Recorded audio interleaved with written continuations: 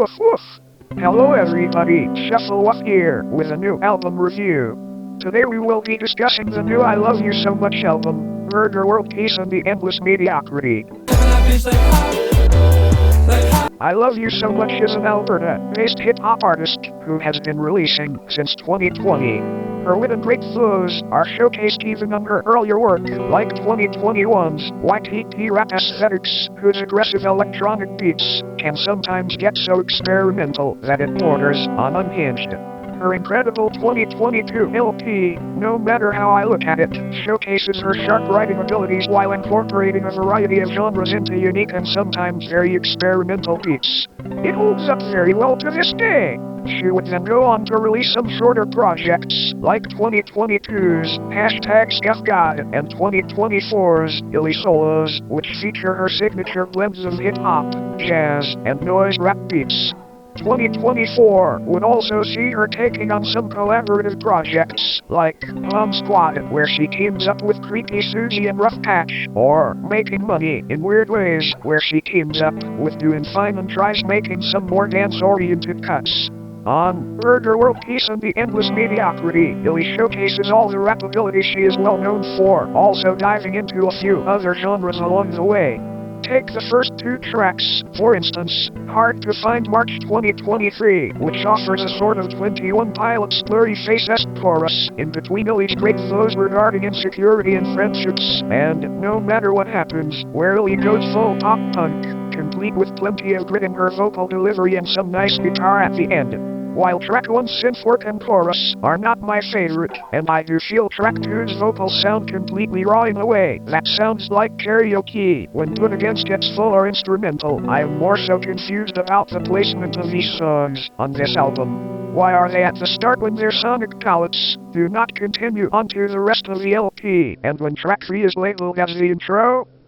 After listening to the album, to me, these feel like bonus tracks, put onto the start of the record rather than the end. Regardless, after this we get Captain I Don't Give a Fuck intro, which has a chilled out, jazzy beat and great flows.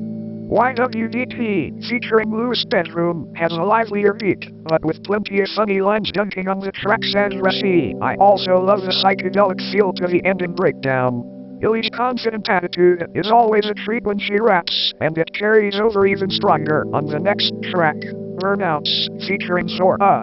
Both collaborators have amazing chemistry and immaculate flows. They ride the piano-led beat with finesse. Very humorous diss lines all over this. They are both so entertaining. Some I Already Knew is another highlight, taking a different direction with an acoustic guitar-heavy beat. Illy's flexy, confident flows sound great, and the group vocals and trumpet add a lot to the fun of it. A smooth banger. After a jazzy, spoken word interlude, we get Ha, which has to have one of this album's most infectious chorus deliveries. The smooth jazz beat and big 808s are a great backdrop for more of Illy's confident disses. She maneuvers her different flows with precision. Cruelty, featuring Hi, I'm Chris, has a piano intro that rings like FKA Twigs for a moment, before going into a low-key synth-bass beat. The harmonies on the chorus really pop. Party Boys, produced by Rough Patch, is a short but a very unique one for this album, taking on a slower, lo-fi vibe I find very creative. Illy gets in her feelings, diving into her social anxiety in a very compelling way. The next track, Etched in Your Mind, goes in a completely different direction sonically and is one of a few songs where Illy sings in a pop-friendly vocal style. This more bossa nova style cut is tender and led by what sounds like a baritone ukulele, Illy talking about the difficulties of navigating a past relationship. It is capped off with a nice trumpet solo, and while I do like it overall, I also think the songwriting rings a bit similar to my favorite lead single for the album, Revengeance, which I will get to soon. After this is a piano-led reprise of the same song, though I do find its mix to be a little harsh. No auto Illy switches things up with a bumping, bass-heavy beat and a weird, airy high end. She absolutely rides the beat here.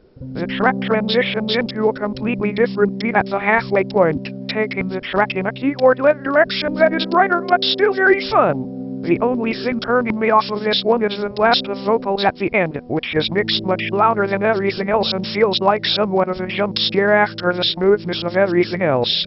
past this point, though, I think the rest of this album is pretty much fire, starting with a piano-fronted arranger. ILYSM vocals sound great for the first, ballad-like portion, before we move into a rap portion with a light mood bass and gorgeous background harmonies. I love how she discusses authenticity in her art making here. What a compelling track.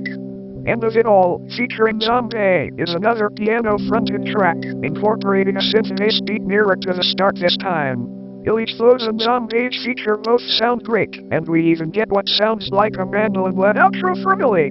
Very well executed all around. The fire continues with the unprecedented Revengeance, the first track of Illy's that brought her singing talents to my attention. This is purely a vocal jazz piano ballad with gorgeous harmonies and melodies all over. Even if it is not one of the rap numbers, it is one of the most memorable moments on the whole album with how pretty it is. We even get a classy trumpet solo at the end. So delicate, so lovely. Following this is the longest track, Burger World Peace. This one has a chill little drum set beat with funky guitars and pianos, as well as detailed trumpet soloing in the second half.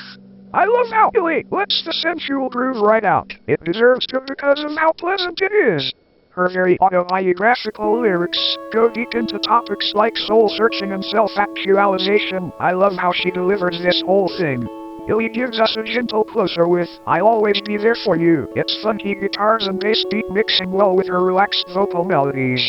While the chorus is delivered in a tongue-in-cheek way, it is also anxiously self-aware, Illy asking for reassurance that she is not getting on someone's nerves.